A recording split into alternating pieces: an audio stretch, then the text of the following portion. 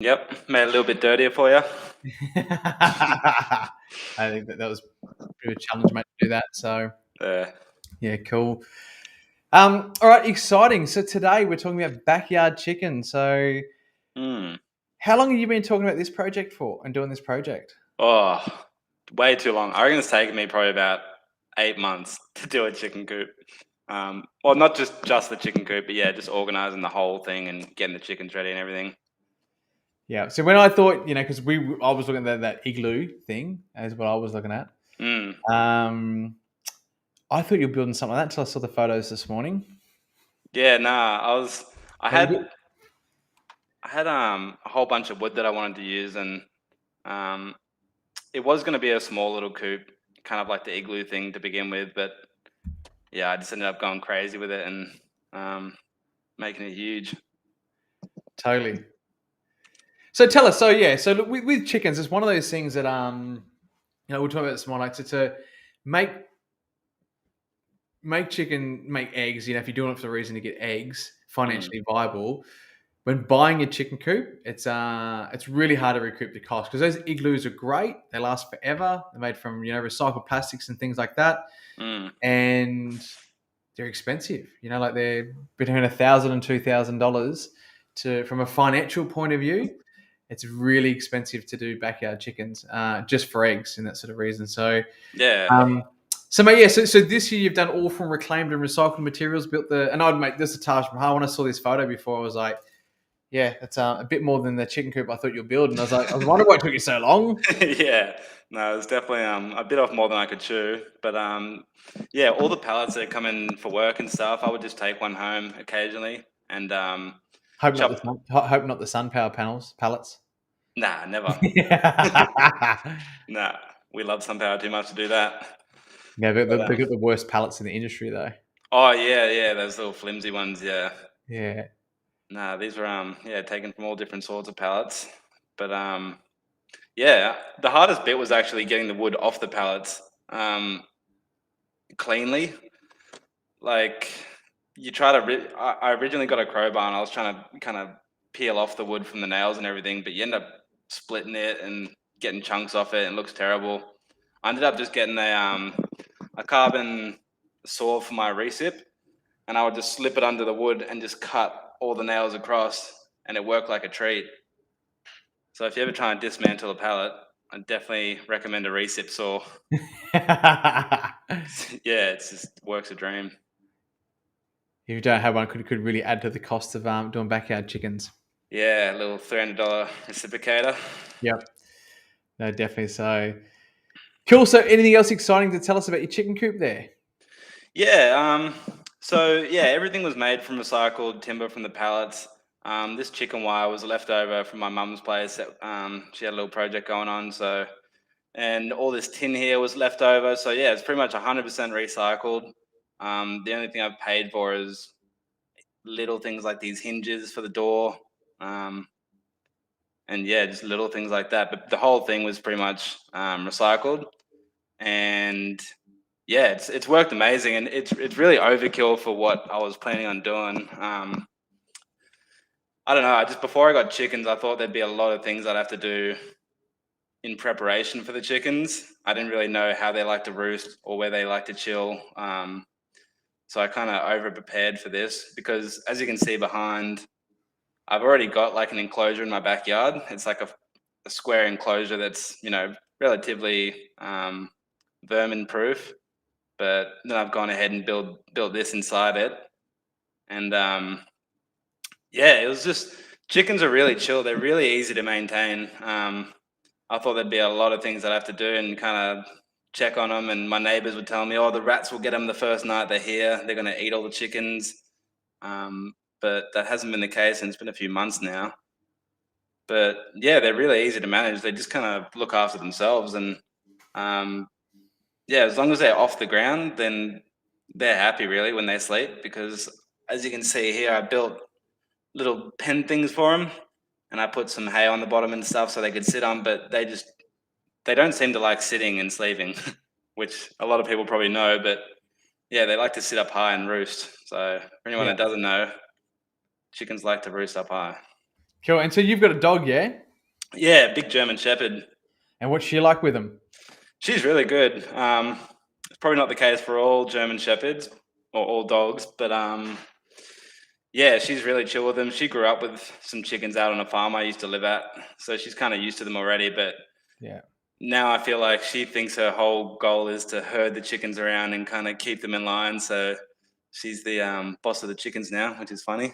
Keeps her entertained. Yeah, it's Yeah. hilarious watching them in the backyard. They just, Yep. yeah, So yeah, so a lot of people with backyard chickens and think about just we're an off-grid shop, off-grid channel that's what we talk about. Now you live in the middle of town, yeah? yeah, pretty much dead set in the middle of town. Cool. And your neighbours, you can reach out the window and shake hands with your neighbours. Yeah, pretty much. So, and they're all happy with them. Yeah. One of the neighbors loves them. The other one not so much because her dog doesn't like them. So it's probably something to consider if you live in town. If you're a considerate person, you'll ask both neighbors if they're cool because they do make some noise sometimes, especially when they're laying.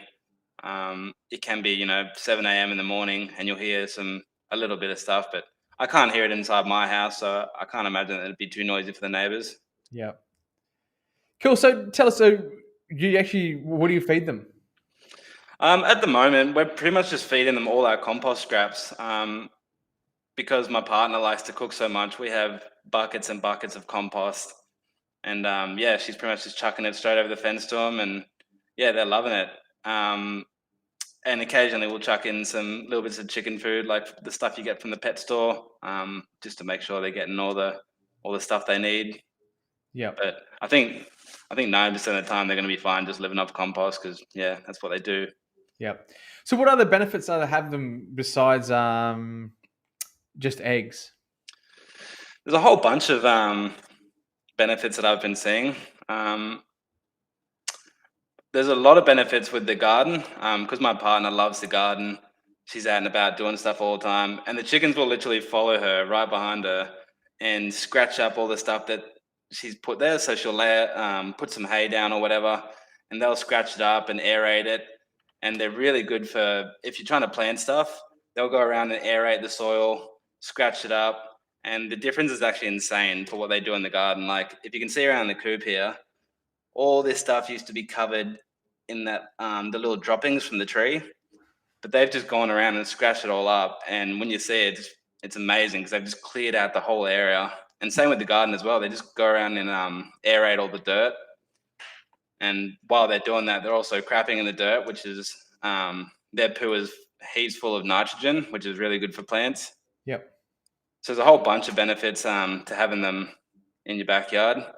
Yeah, they definitely take the bugs and grubs down. And when we were in Sydney, I suppose we had I actually can't remember the scientific name for this. Ilka actually might know. She might put it up. But wandering Jew is all I know it as. Yep. It's a crazy vine. Our chickens loved it, and literally the neighbours had it in their yard, and our neighbour in Sydney, she was anti anything environmental. And her backyard was covered in that wandering Jew, and literally it would not grow in our yard because as soon as it came onto the fence, the chickens like dunk, dunk, dunk, and they just chew it up. It was great, and they kept it under control. And now where we live up here in Lismore, we're about to get some chickens ourselves in our new place, and yeah, hopefully the chickens love the wandering Jew as much as they did in Sydney because we got some wandering Jew.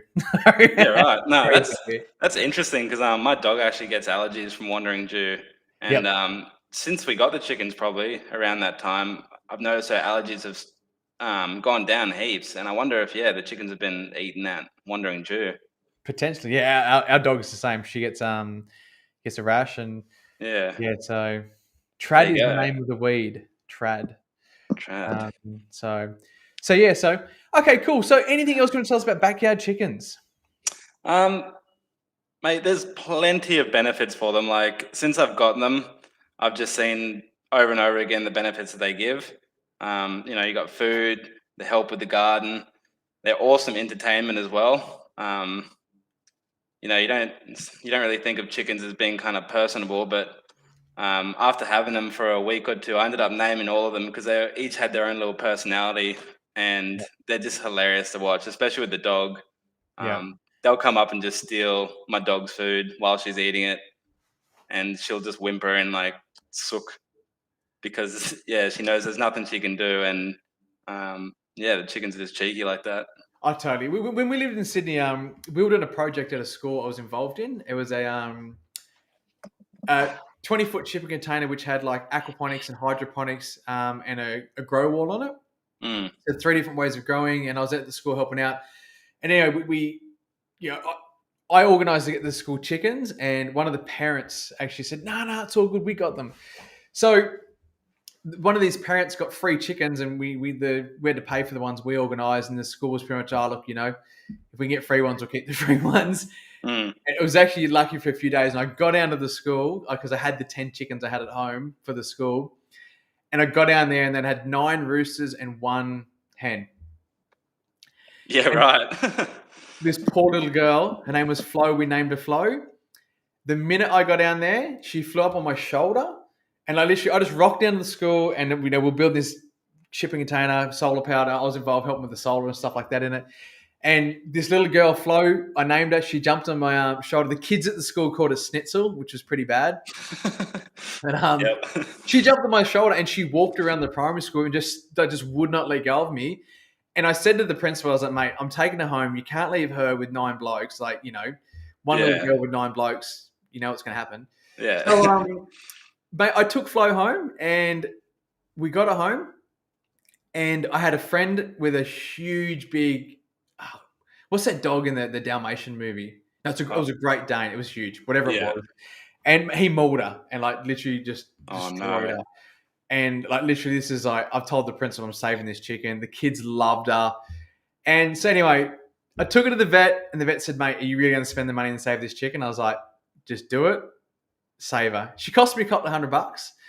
And but we saved young Flo. She come home, and we looked after. We brought her up, and she was awesome. And we had Flo for a very, very long time. She ended up moving to our farm, to my wife's mother-in-law's farm. But she had this personality, and like literally, she was awesome. And the same as we had 3 other chickens. We had I think we had Esme, Blanche, and Joyce were our 3 chickens that we had. Yep. And when they went to the farm, the roosters died.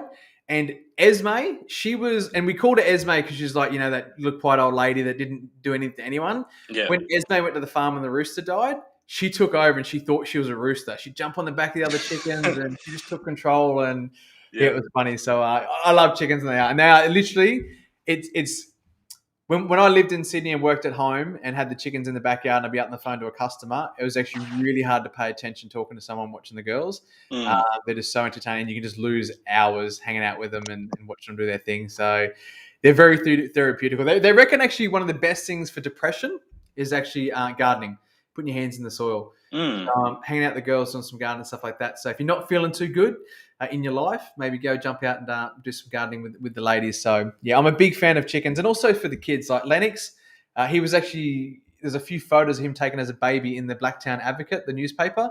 Him with the chickens, and the newspaper used to always come around and use our house as like the sustainable house for photos and stuff for the paper. There's lots of photos with him holding chickens, and he loves them. He's like he's like the chicken whisperer. He'll talk to him, and little kids seem to love them, eh? My partner's nephews, they just go crazy over the chickens. Yeah. So there's a lot of good uses for them. I actually just remembered a funny thing that happened last week. We had a red bin in the house that was, something must have happened. It just ended up getting full of maggots. Like, I'm talking hundreds, just all over the kitchen floor, spread it all over the bin. And my partner was crying, and she was like, "What are we going to do? I don't want to clean this up." I was like, "I got an idea." So he just released the 3 chickens inside the house, and it was like a massacre. These chickens were just pecking up all the maggots. Within 10 minutes, all of them were gone. Yep. It was insane, and it worked really well. No, they love them. So someone actually mentioned a question about snakes, and I actually wish I had my phone with me, but I don't. We've got some carpet snakes that live at our house. They actually live in the roof of my house. And with snakes, now look, chickens do attract snakes. I'd highly recommend, if you do have a problem with snakes in your area, is to get some guinea fowl. Guinea fowl actually eat baby redbacks and baby brown snakes, which is pretty much the ones that you don't want around your house and your kids. So guinea fowl, they'll let you know if something's going wrong, and they're really dominant, really territorial. And the best thing to do is grab some guinea fowl when they're really young. The problem with guinea fowl, they're clumsy and they do break their legs a lot. But I highly recommend, if you do have a snake problem, get guinea fowls, because when they grow up and they survive, they're amazing. They'll keep the snakes away. They do eat all the baby snakes. And if there isn't a snake or issue there, trust me, your neighbours 5 doors up will be down telling you, hey, there's a snake in your backyard. So I'd highly recommend, if you live in an area with snakes, get the guinea fowls. Cool. Get the guinea fowls. So and they get on all good with the chickens, do they? If you raise them together, so literally, if you raise them together, they'll treat them like their own. They're no different. Yeah, that's what you want to do, is get them all as babies and raise them together. So, and they'll be awesome. good to go. So it's pretty exciting. So cool. All right, mate. Well, I think that's really about it for backyard chickens. And for those guys watching and following, we're for me, we're going to do some series and things. Next week, we're going to be talking about aquaponics, backyard aquaponics. I've got aquaponics at home, and one of the guys here is mad keen about building aquaponics. Aiden, he'll be talking to us about aquaponics. He's built a lot of aquaponics in his lifetime over the years. We're going to be starting talking a lot more about the urban permaculture, urban sustainability. There is a lot more work to take a house off grid is really in the bush. And you can be so much more productive in town in an urban environment. Like we're going to show, for those guys who've just been following the channel recently and knew that I took my house off grid. I think it was about 2015 was when we put all the batteries and stuff like that. But previous to that, we had, almost 10 years of growing food, harvesting water, and doing that sort of fun stuff in our house in Sydney.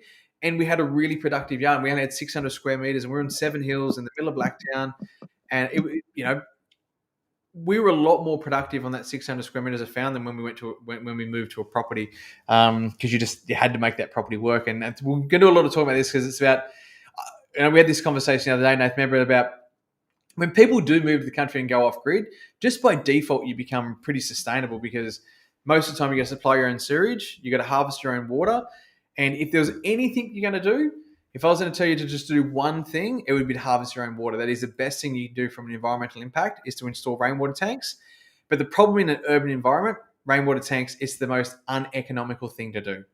And the next thing I'll do is deal with your own sewage. You can replace with that word, and that's, I think, a big problem where people are not willing to deal with their own, if people dealt with their own sewage, it's the cool things, what I've learned in the industry of doing solar. People are putting their solar panels on the roof because then their neighbors drive the show, oh, he's all as sustainable because he's got solar panels on the roof. It is those things, but harvest your own water. And, I know in an urban environment it's really challenging. We actually had Blacktown Council, our place. We were trying to do it, and it was a mission. We couldn't do it. We pretty much had to stay connected to the mains, which we could have done, but we needed a 25-meter runoff basically from the septic to be able to do it. So it was a bit of a challenge. So we're going to do a lot of focus the next few weeks on the channel about that urban permaculture, urban sustainability. If you do want to make a difference, and a huge difference, someone's bat phone's ringing. Yeah. I think it's taken care of. Yeah, I think you'll make a huge, difference doing something in the city and staying in the city. And a lot of people think at the moment, I actually looked at these numbers the other day while I was having surgery and hanging out doing nothing, or recovering, we'll call it. People are they think more people are leaving the cities and go on bush to go off grid and this stuff. It's actually not true. Even with all the amount of people leaving cities at the moment, running and going bush to be more sustainable and get out of, lockdown, all that stuff that's going on. In Sydney, there is 15,000 people is the population grows per month on month, I think it was. So there's 15,000 people a month move into Sydney to call it their new home. And the cities are only going to grow. So the more we can help educate people in the cities to take action and make a difference, because I see that's where the biggest impact is going to be. People that live in the cities to, get compost, get backyard chickens, harvest their own water, and make that real difference from that point of view there. So definitely. Cool. All right, guys. Well, thanks for watching. And if you got something else, we'd appreciate the like and whack some comments down below if you have any questions, and we'll get back to you then. Thanks, guys. Thanks. Have a great day.